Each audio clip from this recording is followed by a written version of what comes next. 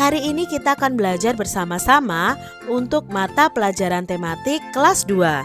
Kita belajar di tema 4, hidup bersih dan sehat, subtema 3, hidup bersih dan sehat di tempat bermain, pembelajaran yang kelima. Mari adik-adik kita belajar dengan penuh semangat ya. Adik-adik, Dayu dan teman-teman bermain di halaman rumah. Kebersihan lingkungan harus diperhatikan sebelum bermain. Perhatikan percakapan Dayu dan teman-temannya. Teman-teman, sebelum bermain, mari kita bersihkan dulu tempat ini. Setuju, daun-daun ini harus kita bersihkan. Sampah dedaunan harus dikumpulkan karena bisa diolah menjadi pupuk kompos. Setuju, kata Siti. Nah adik-adik, ini adalah percakapan Dayu dan teman-temannya sebelum bermain. Mereka akan membersihkan tempat mereka bermain terlebih dahulu karena banyak daun-daun yang berserakan. Berdasarkan percakapan tadi, kita akan menjawab beberapa pertanyaan yang ada. Yang pertama, apa isi percakapan Dayu dan teman-temannya? Ya, isinya adalah mereka akan membersihkan tempat bermain mereka yang kotor. Kegiatan apa yang dilakukan Dayu dan teman-teman sebelum bermain? Mereka akan membersihkan tempat bermainnya bersama. Pertanyaan yang ketiga, mengapa kegiatan itu harus dilakukan? Mengapa harus membersihkan tempat bermain sebelum kalian bermain adik-adik? Ya supaya mereka merasa nyaman saat bermain adik-adik. Jadi merasa nyaman dan aman saat bermain. Berikutnya, apakah kamu setuju dengan kegiatan Dayu dan teman-teman? Tentunya setuju ya adik-adik, karena itu salah satu kegiatan menjaga kebersihan. Dapat diolah menjadi apakah sampah dedaunan yang dikumpulkan? Ya, sampah dedaunan yang dikumpulkan bisa dibuat pupuk kompos. Nah, pupuk kompos ini pupuk organik adik-adik. Jadi sangat bagus untuk tanaman. Adik-adik, temukan kata yang dibentuk pada tabel dengan makna berikut. Nah, di sini ada 3 makna. Lalu kita akan mencari tahu ini makna dari kata apa sih? Yang pertama, pupuk campuran dari daun dan kotoran hewan yang telah membusuk. Tadi disebut pupuk apa ya adik-adik? Ya, disebut pupuk kompos. Jadi kompos itu pupuk campuran dari daun dan kotoran hewan yang telah membusuk. Yang kedua, bagian tumbuhan yang indah berwarna cerah. Ayo, bagian tumbuhan yang indah dan berwarna cerah? Bunga. Nah, itu pengertian dari kata bunga, yaitu bagian tumbuhan yang indah berwarna cerah. Yang ketiga, bagian tumbuhan yang berhelai-helai dan melekat pada ranting. Ya, jawabnya adalah daun. Itu tadi 3 kata beserta makna atau artinya. Kesehatan dan keselamatan ketika bermain perlu diperhatikan.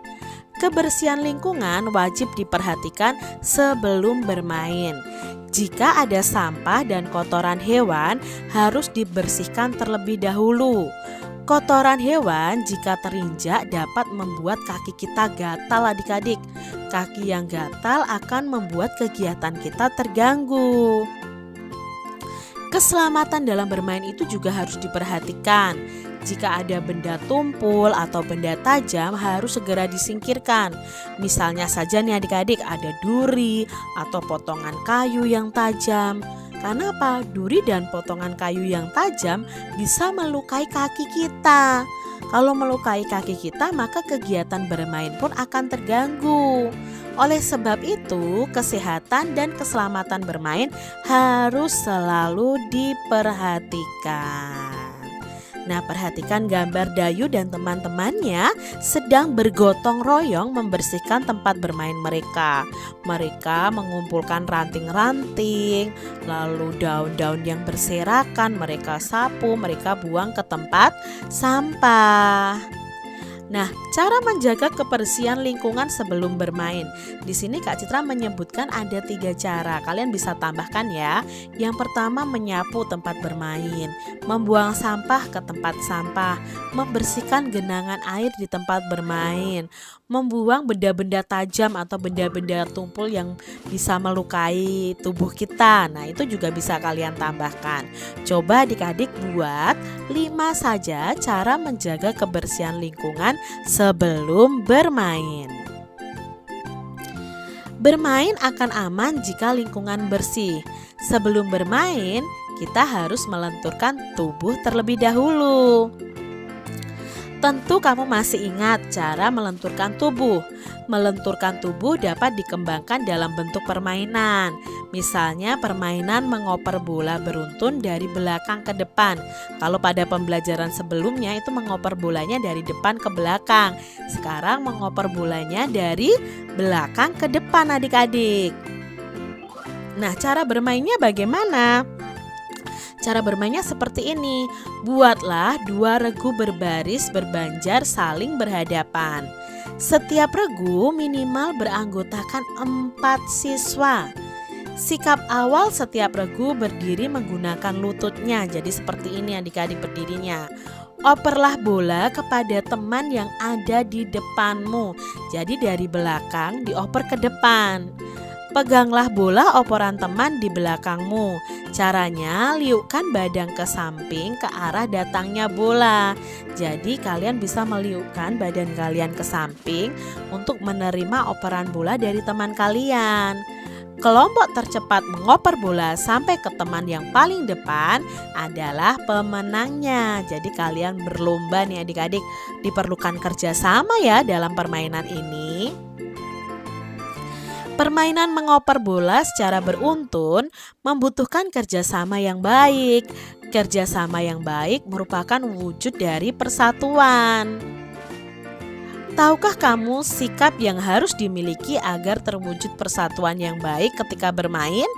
Nah, ini adalah sikap-sikap yang harus kita miliki adik-adik agar terwujud persatuan dalam bermain. Contohnya di sini menjaga kekompakan tim.